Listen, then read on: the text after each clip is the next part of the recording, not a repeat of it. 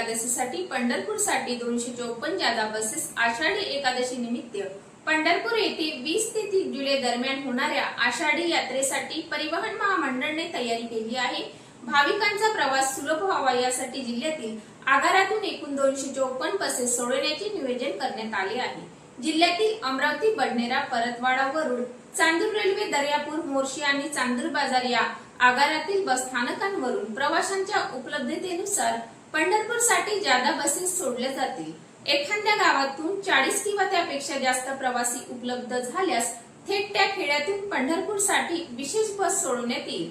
यासाठी भाविक, प्रवासी किंवा सरपंचांनी नजदीकच्या आगाराशी संपर्क साधावा लागणार आहे। तसेच पंढरपूरहून परत येणाऱ्या भाविकांसाठी परतीच्या आरक्षणाची सोयही महामंडळाने केली आहे।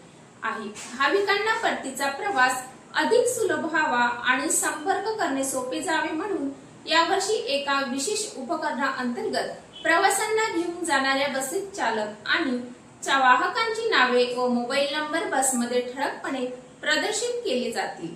अमरावती 36, बडनेरा 36, परतवाडा 30, वरुड 36, चांदूर रेल्वे 21, दर्यापूर 30, मोर्शी 32, चांदूर बाजार 33 अशा एकूण 254 बसेस सोडण्याचे नियोजन करण्यात आले आहे।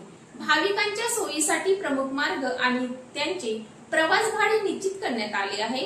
यात अमरावती पंढरपूर मार्गे वाशिम परभणी 1046 रुपये, दर्यापूर पंढरपूर मार्गे मूर्तिजापूर पंढरपूर 1024 रुपये, परतवाडा पंढरपूर मार्गे अमरावती परभणी 1135 रुपये, वरुड पंढरपूर मार्गे अमरावती परभणी 1212 रुपये, चांदूर रेल्वे पंढरपूर मार्गे अमरावती परभणी 1112 रुपये, मोर्शी पंढरपूर मार्गे अमरावती परभणी 1146 रुपये, चांदूर बाजार पंढरपूर मार्गे अमरावती परभणी 1124 रुपये भाडे निश्चित करण्यात आले आहे।